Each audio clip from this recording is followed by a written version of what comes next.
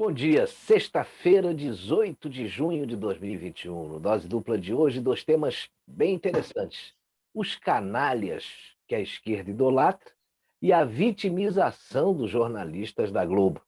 Nesse segundo caso, uma estratégia de marketing que não engana ninguém, né, Marcelo Cardoso? Saudações aí. Não engana de jeito nenhum, Marcelo Campos. Bom dia. É só, compensar a falta de credibilidade, tentando angariar a compaixão do público, não funciona. Mas, em todo caso, durante agora a vinheta de abertura, eu vou ali buscar um lenço para enxugar minhas lágrimas de crocodilo. Então, a partir de agora, você fica com a gente aqui no Estante News.1 para mais um Dose Dupla.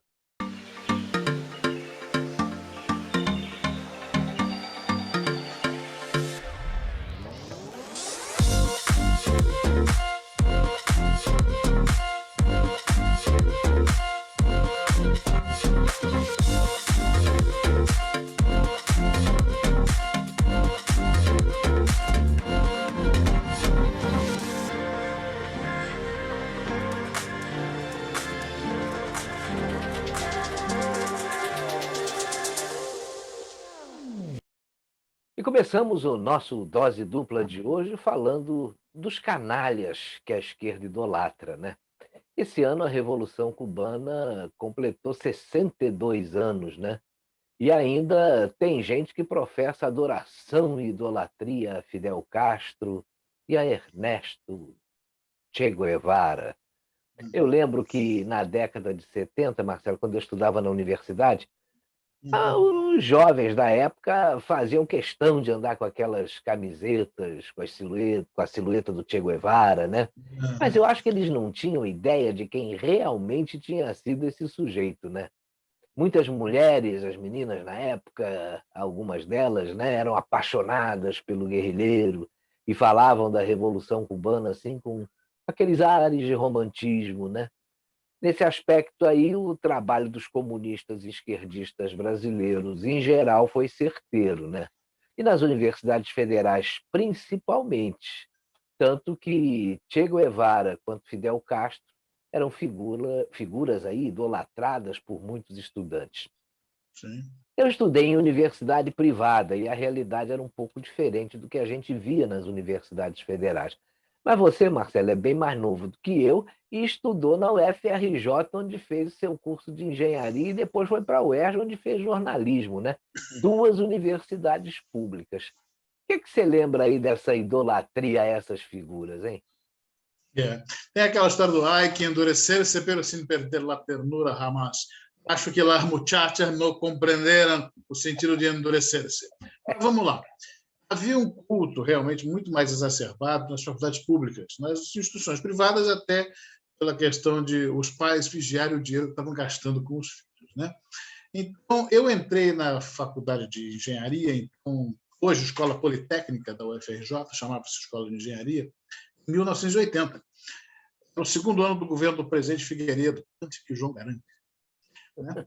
Ainda era um ambiente pós-distensão, era o primeiro presidente que, embora fosse militar, não usava farda, já vinha levando adiante o processo de abertura do Ernesto Geisel, começado lá em 79, né? E depois de Tancredo nós teríamos, aliás, depois de Figueiredo teríamos Tancredo, nós acabamos tendo Sarney, né?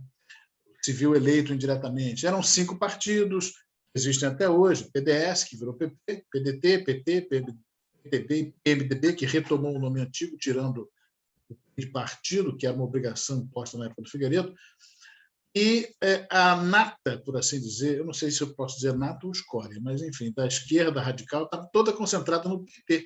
Só havia ele. Quer dizer, os comunistas, o pessoal do PCdoB, no Brasil, o comunismo é tão organizado que tinha 2 partidos diferentes. Socialistas, comunistas, vermelhistas, todo mundo estava ali junto dentro do PT. Então, eles eram a militância, ou a militância encarregada da doutrinação estudantil, né? E isso acontecia muito na faculdade. Eu posso dizer, felizmente, não me deixei doutrinar. Foi uma das boas coisas que meus pais me deram, que foi a sugestão para que eu pensasse. Bastaria pensar para não entrar numa fria dessa. Então, pensando, eu vi quem eram esses caras, o que faziam, o que pretendiam, e não entrei nessa onda, né? talvez eu não fosse o mais simpático dos calouros da época, exatamente por causa disso.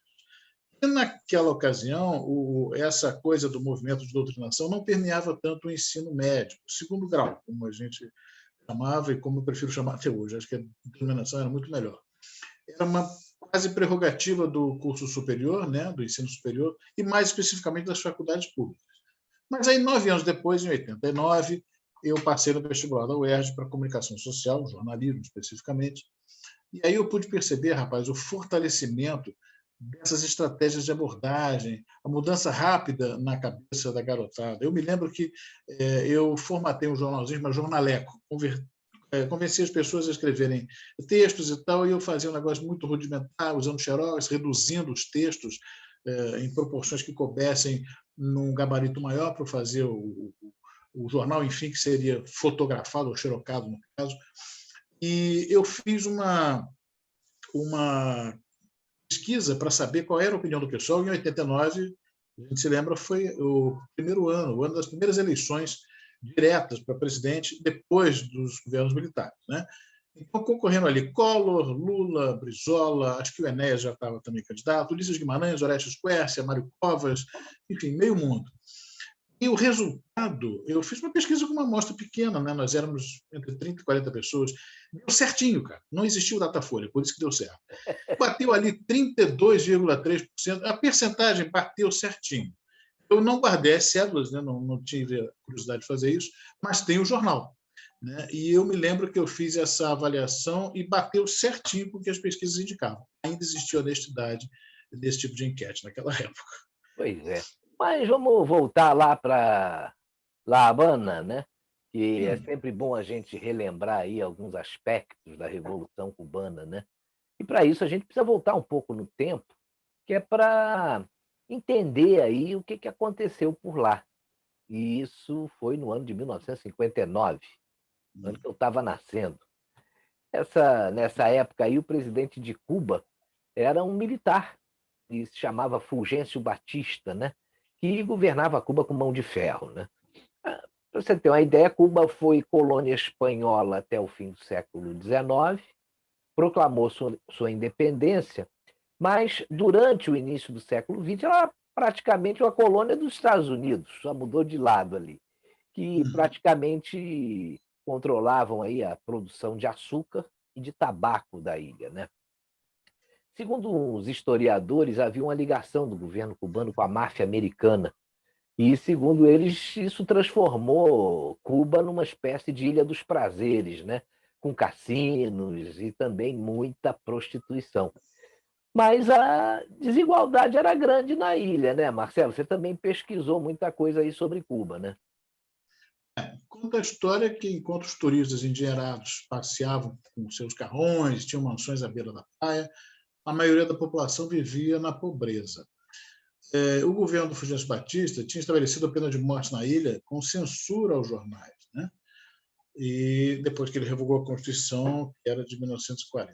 Ele acabou com o direito de greve, ele sempre foi implacável com todo tipo de oposição, e a situação ficou insustentável. Em 59 ele foi derrubado por um grupo de guerrilheiros. A gente vê filmes da época, anos 30, de Cuba, era bem progressista, com ônibus bacanas, carros bacanas, É avenidas bem verdade, cuidadas, casario bem cuidado, e isso tudo se degenerou dali para diante. Né? é verdade.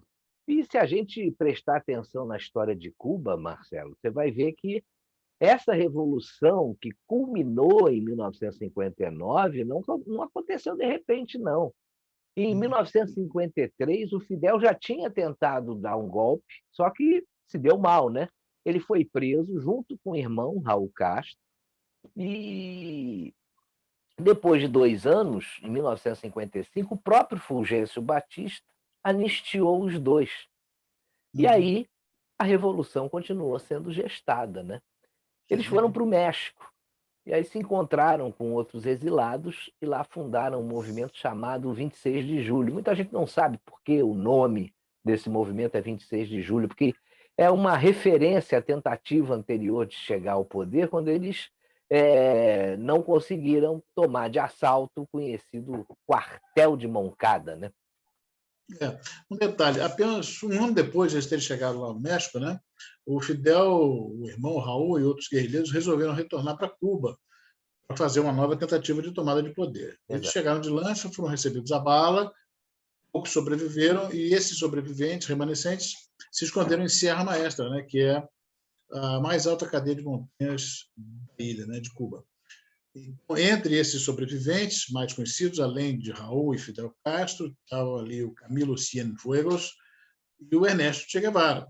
Eles tinham muita disposição, porque até 58, um ano antes do golpe de Fidel Castro, eles atacaram diversas instalações militares, nunca foram descobertos. Pois é. Parece que esse Camilo é um predestinado, né? Porque fazer revolução Cienfuegos é brabo, né? Cienfuegos, Foi nessa muito época fuego. aí que cada ataque que eles fizeram, eles foram, e óbvio que os ataques bem-sucedidos, né? Eles foram incorporando aí novas armas e novos guerrilheiros, né? E a estratégia deles foi tão certeira que, em janeiro de 59, o Fulgêncio Batista acabou fugindo de Cuba, né? E os guerrilheiros tomaram o poder e desfilaram pela cidade, foram recebidos com festa pela população, né? Agora, o engraçado disso tudo é que, no início, eles não professavam o comunismo.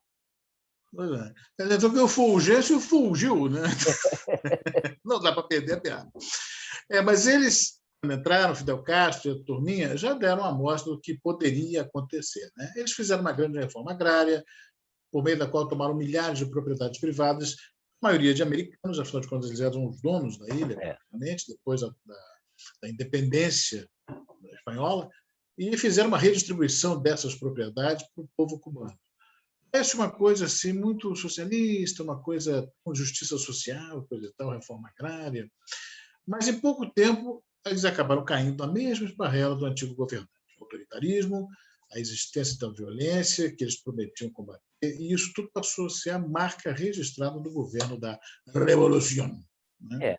Muita gente, e isso a gente não pode deixar até de reconhecer, que ocorreram aí alguns progressos sociais em Cuba, né? Sobretudo na área de saúde. A mortalidade infantil diminuiu consideravelmente, porque qualquer coisa seria melhor do que aquilo que, para a população, que vinha sendo feito no governo anterior, né? Houve também um grande investimento em educação. Mas, por outro lado, isso teve um preço muito caro para a população cubana, porque as liberdades individuais diminuíram, a imprensa deixou de ser livre e não existiram mais partidos de oposição ao governo, só o Partido Comunista, né? E eles acabaram migrando para o comunismo. Quem criticava o governo era preso ou executado. Mas, se desse sorte, ainda conseguia fugir do país e desembarcava lá na Flórida, né? Para você ter uma ideia, esse sujeito aí que a nossa esquerda chama de democrata, o Fidel Castro, aplicou pena de morte por fuzilamento, rapaz, até 2003, era o paredão. Eu tive em Cuba, levando um grupo de estudantes, a gente foi fazer um trabalho na Universidade de Havana, isso foi em 92, se não me engano, 94, por aí. A gente ficava numa residência de pós-graduação da Universidade de Havana, que ficava numa localidade chamada Machurucuto. E uma vez à noite, eu comecei a ouvir um barulho, rapaz, e achei estranho. Abri a porta do quarto, tinha um varandão assim na frente, né?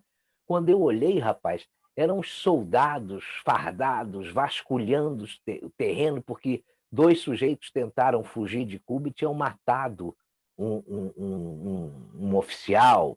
E estavam sendo procurados mais dia e noite por essa turma, rapaz. E as crianças, até na rua, no dia seguinte, quando a gente passou no caminho para a universidade, gritavam paredão, paredão, paredão. Quer dizer, era um negócio doido, né? Agora, todos eles são muito amiguinhos, né, para conquistar você de pronto. Né? É a ideia de você chegar com aquela simpatia para angariar a empatia, a simpatia das pessoas. Mas Fidel e sua trupe não executaram só opositores do regime. Eles fuzilaram também o pessoal LGBT. E, curiosamente, o nosso PT nunca falou disso, né? Não é à toa que, fugindo da perseguição castrista, nos Estados Unidos tem hoje 1.200.000 cubanos. O êxodo que aconteceu exatamente fugindo dessa maluquice, dessa aberração que Fidel implantou. Pois é, E, gente pra caramba, né? E se você pesquisar, você vai ver que as organizações de direitos humanos não condenavam esses crimes cometidos pelo regime de Fidel Castro, né? Por que você acha que isso acontecia?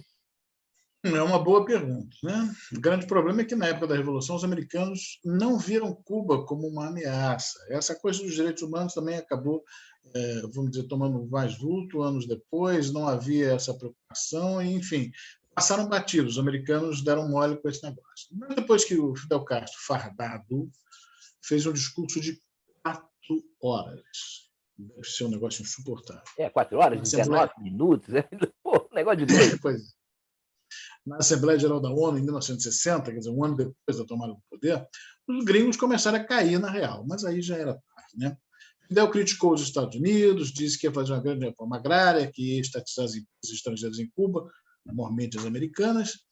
Depois disso veio o primeiro embargo, determinado por Eisenhower, presidente americano, que também havia pedido à CIA um plano para derrubar Fidel. Quem acabou executando o plano foi o Kennedy, né? Já através do desembarque de paramilitares treinados pela CIA, parte desse grupo, inclusive, era composto por dissidentes cubanos, e houve o tal fracassado aqui na Baía dos Porcos, o grupo foi massacrado, as forças leais ao regime de Fidel acabaram estando bem. Essa é uma bandeira que os comunistas levantam hoje. Nós vencemos os americanos na Baía dos Porcos e tal. Isso aí é uma das poucas coisas que eles podem chegar a dizer. Suplantamos os gringos, né? Os Pois é, yankees. mas você vê o seguinte, né? Com o embargo, que começava a criar problemas para os cubanos, com essa tentativa frustrada de invasão, Fidel, já imaginando que viessem mais, ele foi se socorrer econômica e militarmente com a então União Soviética, né? E como ali era a época de Guerra Fria, Cuba era um local estratégico para os comunistas soviéticos, né? Eu lembro que os soviéticos instalaram até uma bateria de mísseis com ogivas nucleares, todo mundo preocupadíssimo com a questão da guerra nuclear ser iniciada por ali, por aqueles lados ali do Caribe. Botou os mísseis apontados para os Estados Unidos, porque os americanos tinham mísseis também na Itália e na Turquia apontados para a União Soviética, né? E os russos puderam dar o troco com essa parceria com o regime de Fidel Castro, né?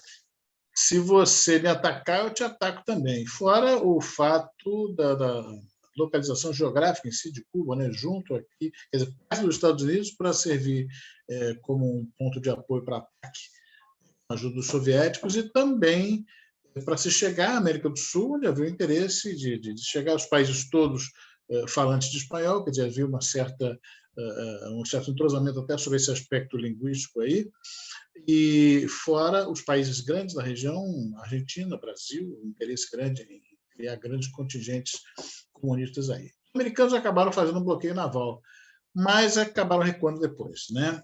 Ambos os lados recuaram, mas Che Guevara, que é o pedinho dos esquerdopatas, né? Depois da Revolução Cubana, foi se juntar com a guerrilha na República do Congo.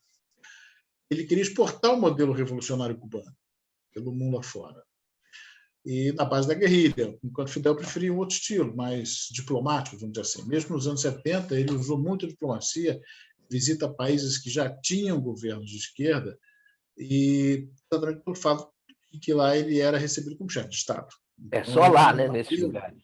só lá. Era um apelo institucional muito grande para isso. Aí, Che Guevara foi morto em 67, aqui do lado, na Bolívia, e essa exportação do regime comunista cubano acabou sendo prejudicada. Agora você vê, né, Marcelo, que a gente se livrou, né? Apesar do nosso pessoal ter ido fazer treinamentos lá em Cuba, né? Mas nessa época o regime militar atuou como uma proteção contra a ameaça cubana, porque na realidade era uma ameaça, né? Agora, com a redemocratização e a ascensão da esquerda, nos governos do PT, saiu daqui muito dinheiro para Cuba, né? E tanto Lula quanto Zé Dirceu agora vem com esse discurso barato, se o PT voltar em 2022, as relações com o regime cubano serão restabelecidas e voltarão a ser como eram antes, ou seja, distribuição do nosso dinheiro para eles e para a comunização do Brasil, né? Os caras precisam dos nossos recursos e não vão ter outra saída, concorda? Somos realmente um país rico, né? Financiamos essa gente toda e a roubalheira toda e ainda conseguimos tocar um país para frente. O Brasil realmente sui generis, é espetacular. Vamos lá. Depois que caiu o Muro de Berlim e o regime comunista soviético sucumbiu, a situação da ilha, lá em Cuba, né, ficou bastante delicada. Né? Cuba deixou de trocar açúcar por petróleo com os soviéticos, né, com os russos, e a partir de 91, passou a ter que andar com as próprias pernas. Aí Fidel chegou a dizer que os cubanos insatisfeitos com o regime poderiam deixar o país. Ninguém podia deixar. Agora não está satisfeito, porta da rua, serventia da casa. Eles foram parar na Flórida, aí chegamos àquele 1.200.000 cubanos que moram lá nos Estados Unidos. E os americanos, né, os Estados Unidos, aceitavam todos os cubanos que chegassem de barco lá para a Flórida. E Cuba, por causa dos embargos americanos, passou por muitas dificuldades, chegando a faltar itens básicos para ele. De vez em quando a gente ouvia falar disso. Os caras não tinham, como se ouve falar recentemente na Venezuela, nem papel higiênico os caras têm. Né?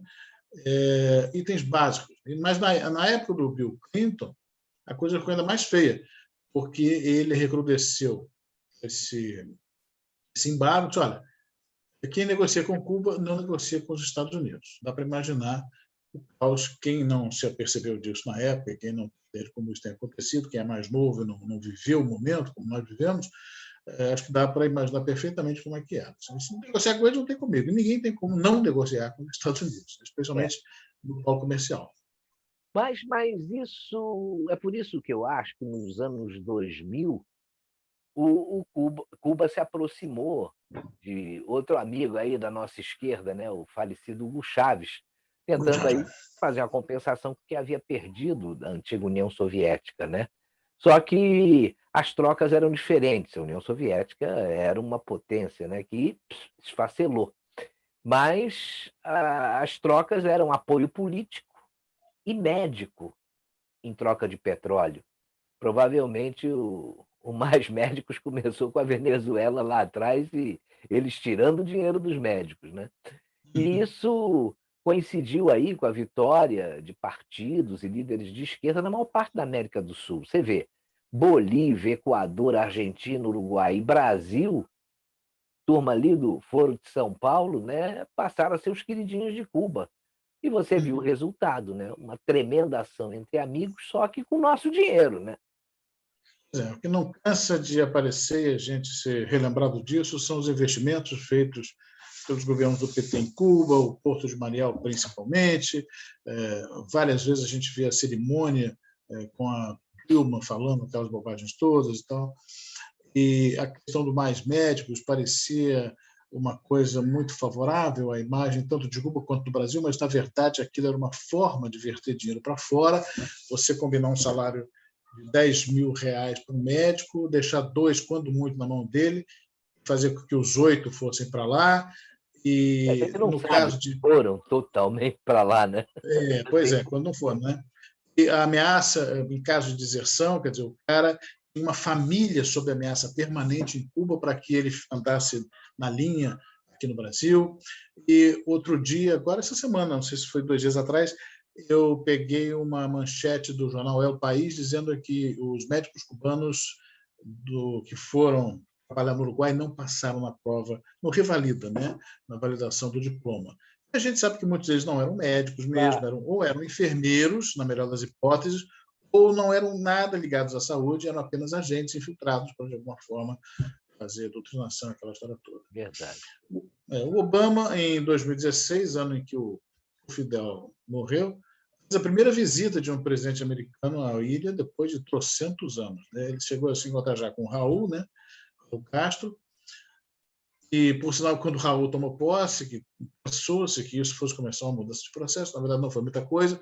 Os jornais aqui, como a gente até falou no programa da semana passada, Meia Hora de Notícias é ótimo em fazer essas paródias e tal, botou na manchete lá, chama o Raul, quando ele chegou para tomar posse no lugar do irmão, né? E hoje, depois do Raul, tivemos o Miguel Dias-Canel, primeira transição entre um guerrilheiro e um dirigente nascido em Cuba, né? Isso ampliou, de certa maneira, a possibilidade de negócio, mas tudo continua travado porque o modelo socialista é assim, é travado mesmo, não E deixa que as coisas falido, né, aconteçam. o Marcelo? Completamente É um modelo falido. falido, não tem o que oferecer propriamente. Então, é difícil você convencer alguém a fazer negócio nesses termos. Né? Mas é sempre bom aí a gente lembrar do que aconteceu no mundo sem se impregnar pela versão da esquerda, né? Que aí, senão você embarca naquelas narrativas, você vai achar que esses caras são deuses, né? E como recordar é viver, tem algumas coisas sobre o Che Guevara, por exemplo, que os esquerdistas escondem e não gostam de falar, né? Porque isso iria anular aí todo esse discurso baseado em democracia e diversidade que eles tanto pregam. E eu realmente não entendo por que que ele ainda é considerado um ídolo por esse pessoal de esquerda, rapaz. É muita cara de pau, né? Você vê só, Burrice. esse cara costuma ser associado pela esquerda como um símbolo dos direitos humanos. Pô, Che Guevara, símbolo de direitos humanos, é brincadeira, né? De Ele mau gosto. escravizava e matava os seus opositores. Eu não sei se você lembra, teve um caso de um garoto que tinha 12 ou 14 anos e o pai ia ser morto pela ditadura cubana, né? O garoto entrou na frente ali para defender o pai, mas prenderam o menino também. Um tempo depois, mandaram o jovem para o paredão e ordenaram que ele se ajoelhasse. Ele não obedeceu. Aí o Che Guevara virou para ele e disse que ele era muito corajoso. Em seguida, ele mesmo deu um tiro na nuca do rapaz. Pois é, Pô, muito direito corajoso da humano? parte dele. É. Além de comunista radical, Che Guevara homofóbico e racista. Pois Matava é, até os companheiros de matava revolução. até os companheiros da Revolução, rapaz. Pois é, isso em português tem um nome, isso é justiçamento, e foi muito feito aqui no Araguaia, naquela época lá, não o Dirceu, mas o outro, o nome do outro, esqueci o nome, era também guerrilheiro, todo mundo envolvido com Cuba, de algum modo geral, né? Agora, tem um discurso que ele, Guevara, fez na ONU, que ele confirma o fuzilamento de opositores políticos. Muita gente de esquerda que diz que são só boatos. O problema é que o Che escrevia sobre a necessidade de opositores, de anular, né, matar os opositores políticos.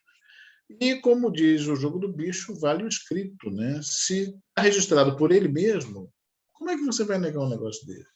Fake news é dizer que isso não existe.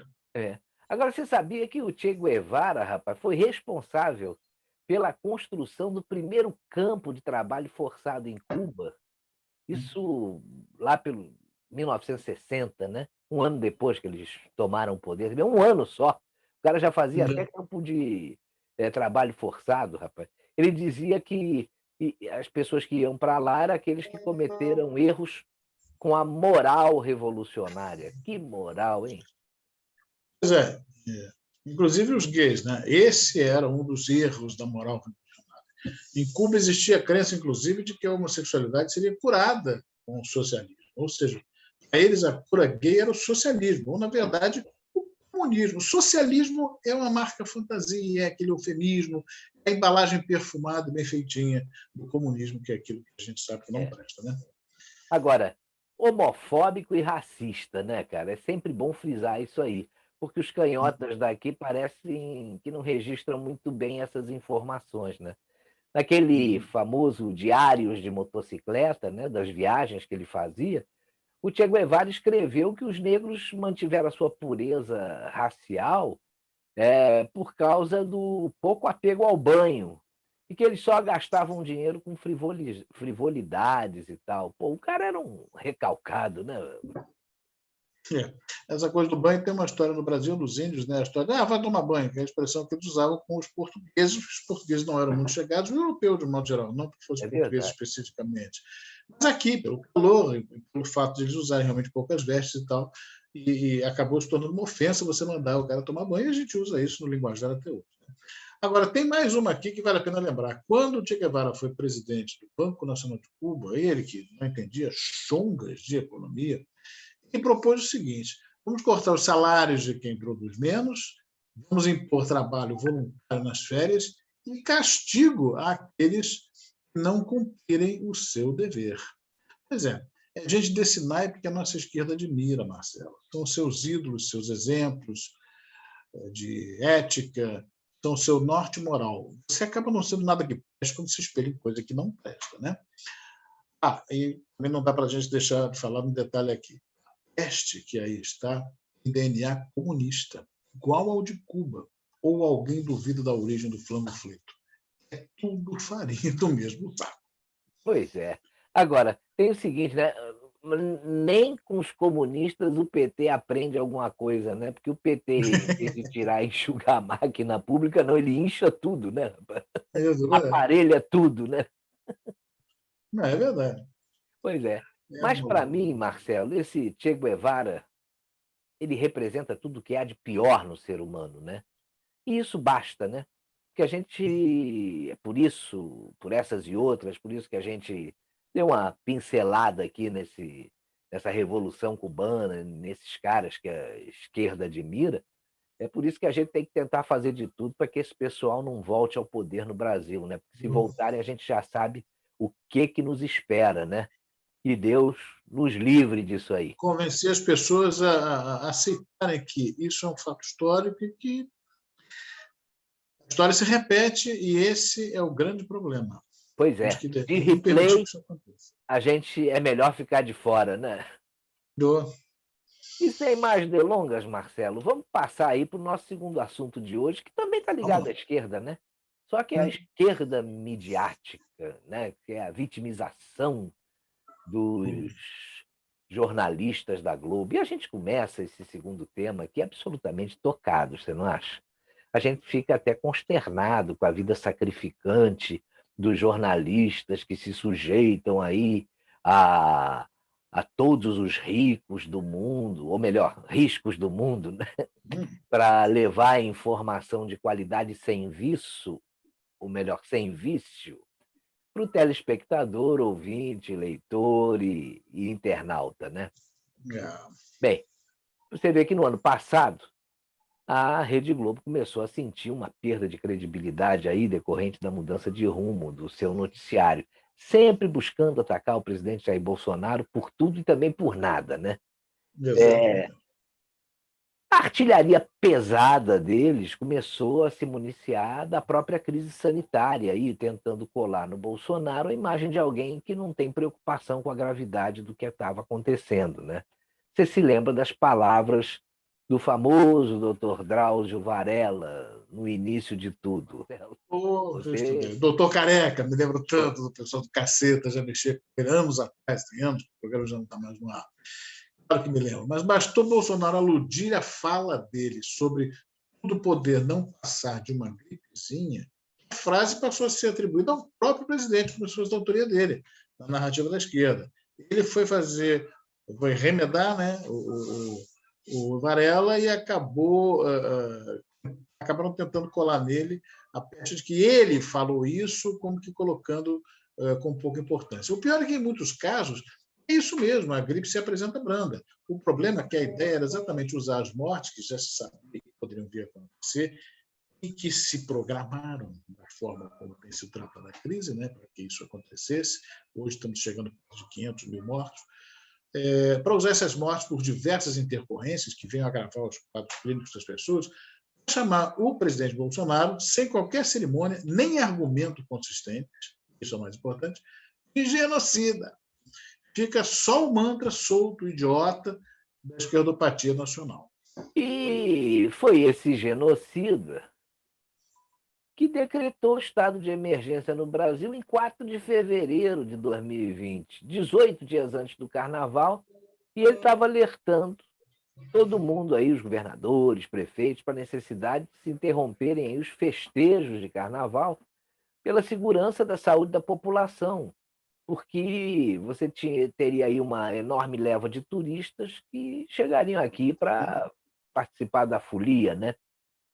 Também foi esse mesmo genocida que teve as suas atribuições cerceadas aí pelo STF para que os governadores e prefeitos país afora e fizessem a farra com as licitações sem controle e acabando por desviar dinheiro público, né?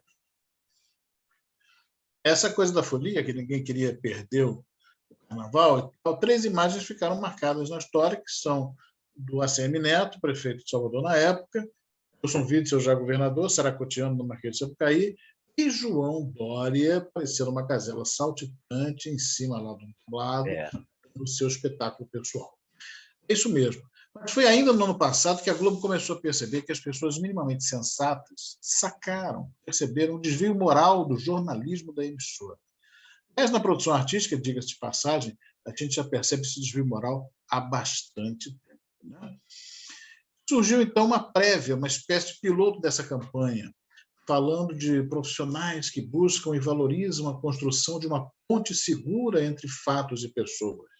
Exatamente esse nome que eles deram, fatos e pessoas, as três palavras, né, as duas e a conjunção no meio, unidas por um traço. Ponte entre fatos e pessoas, uma ponte segura. E eles se acham a ponte segura, porque eles se acham detentores da verdade. Ou seja, em bom português, a Globo está apelando para a compaixão coletiva, explorando mais visivelmente a vertente do jornalista que sacrifica a sua própria vida, assumindo trabalhar durante a crise sanitária, porque sua atividade de prestação de serviço, através da difusão de informação, é essencial. O problema é que ela entende que prestação de serviço é tão somente a atualização do obituário, a pintura das piores perspectivas, se houver alguma, né, para deprimir ainda mais as pessoas e, como não poderia deixar de ser, atribui a culpa do caos ao seu inimigo figadal. Quem? Jair Bolsonaro. E eu completaria aí que eles estão explorando em paralelo outra compaixão da transformação da militância jornalística, né? E aí o termo militância também vai no sentido mais político possível, em atividade de risco, né, dado o clima de hostilidade que passou a existir com os repórteres do Grupo Globo, em especial do Canal 4 aqui do Rio, que é a TV Globo, né? Cobrir tiroteios, acidentes, desastres naturais e coisas do gênero são realmente riscos, e isso faz parte, né, da rotina jornalística. Agora, juntar a essa lista as manifestações de desagrado da população que se percebeu enganada pelo mau jornalismo que eles estão fazendo, aí já é demais, né? Isso, na verdade, nada mais é do que uma reação, você não acha? Pois é, eu diria que o que o povo revoltado está fazendo é combate à desinformação. Não é assim que se diz? Eu usar a expressão que a própria imprensa tanto gosta, né? E, aliás, a respeito disso, desinformação, é preciso relembrar aqui o caso do assassinato da vereadora Marielle Francisco da Silva, Marielle Franco, em 14 de março de 2018, 7 meses antes da eleição que levou Bolsonaro a presidente da República. Mais de um ano e meio depois do crime, já no final de outubro de 2019, a TV Globo fez um malabarismo editorial para estabelecer uma relação inexistente de Bolsonaro com o homicídio, a partir da ida de um envolvido no crime ao condomínio onde o presidente tem residência, na Barra da Tijuca, aqui no Rio. 2 atentados à ética foram cometidos na matéria. Um foi tentar um jogo mental com o telespectador, em cima da estratégia do não aconteceu essa coisa, mas aconteceu essa mesma coisa.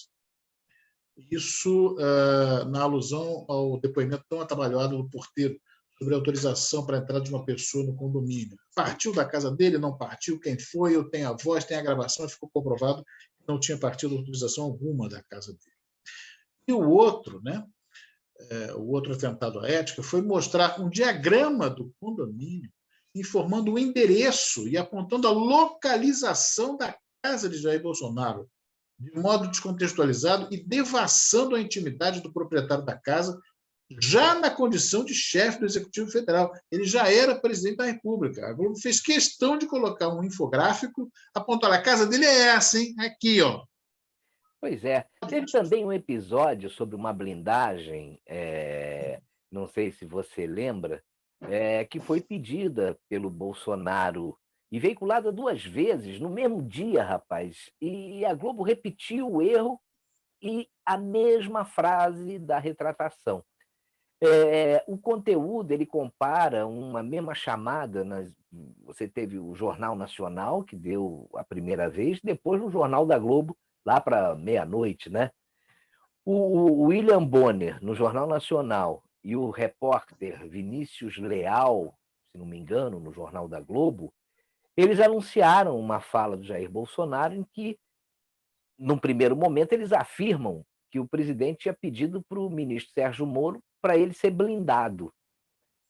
E, na sequência, entra o vídeo com a entrevista do presidente em coletiva, em que ele diz que está sofrendo perseguição do governador aí, Wilson Witzel, do Rio de Janeiro, e que provas poderiam ser plantadas em operações de busca e apreensão envolvendo os filhos dele. Aí o Bolsonaro disse: ô Moro, eu não quero que me blinde, mas você tem a missão de não me deixar ser chantageado. Sim, óbvio. Aí, minutos depois de outros conteúdos que foram exibidos no jornal, aí a mesma coisa, rapaz, aconteceu tanto no Jornal da Globo, tanto no Jornal Nacional quanto no Jornal da Globo. Eles corrigiram a informação com o mesmo texto. Eu tenho o texto aqui. Ele diz o seguinte: agora há pouco eu disse erroneamente que o Bolsonaro havia pedido ao então ministro Moro para ser blindado. Mas, como nós mostramos na voz do próprio presidente, foi o contrário. Ele disse a Moro que não queria ser blindado, mas que o ministro tinha a missão de não deixar que ele fosse chantageado. Está feita a correção. Só que isso foi falado pelo Bonner no Jornal Nacional e falado pelo Vinícius Leal no Jornal da Globo. Você vê que há uma má-fé do tamanho de um bonde aí. Isso é um crime. Intencional, né? Pois é. E o que fica para nós, Marcelo, é que parece que a vitimização a que a Globo está se propondo a si mesma, né? No melhor estilo, nos respeitem, com pena de nós, isso reflete, na verdade, a derrocada do Império dos Marinhos. Nesse caso específico, o descrédito de um grande carro-chefe seu, que é o jornalismo, um requinte do provando do próprio veneno. Em que sentido? No sentido de receber, na malquerença do público, toda a empulhação derivada dessa que é a maior fraude de saúde pública da história da humanidade. Quer dizer, a má veiculação de notícias, as mudanças de contexto, as falsas contextualizações, tornando o medo um habitante permanente nas casas das pessoas, isso começou a criar um clima desagradável e as pessoas estão respondendo de volta. Quando tem TV Globo na rua, não querem saber, ficam hostilizadas. Globo lixo, aquela coisa toda que a gente cansa de ver. Então, essa fraude, que é uma imundice que já está sendo vista no mundo inteiro, e as notícias vão daqui para diante começar a ficar mais frequentes e mais detalhadas a respeito disso, são a grande prova disso. O desprezo pelas pessoas que a Globo mostrou, o desprezo pelo bem-estar, pelo trabalho, né? O choro é livre, disse a Maria Júlia Coutinho, quando o pessoal reclamou que não podia trabalhar. Né? E para ela, não é atividade essencial, não pode. A dela é essencial, mas as dos outros, quaisquer outros, não. Desde que ela trabalhe e ganhe um bom salário dela. Né? Então, tudo isso, o desprezo pelo trabalho em geral das pessoas, pelo bem-estar, e tudo travestido como preocupação com a saúde, tudo em nome de interesses não confessos, está cobrando o seu preço. Até que demorou um pouquinho, mas uma hora a conta ia chegar, né? É verdade. Fora toda a censura, Marcelo, exercida na cobertura da crise sanitária pela grande mídia, né? Em especial pela Sim. Globo, que ainda poderosa por hora, pelo menos, né? Ela está aí a serviço das Big Pharmas, das Big Techs, né? Em posição de discursos aí obscuros, atestados por cientistas de reputação e competência discutíveis, a obsessão por negar às pessoas a chance e a vida. A gente não pode falar muito nessas coisas aqui, porque o YouTube não permite, né? Mas eles têm um capricho aí editorial patrocinado pela corrupção da ética jornalística, né? A própria Globo está se unindo às vozes da esquerda quando fala em censura, apontando o dedo para os governos militares.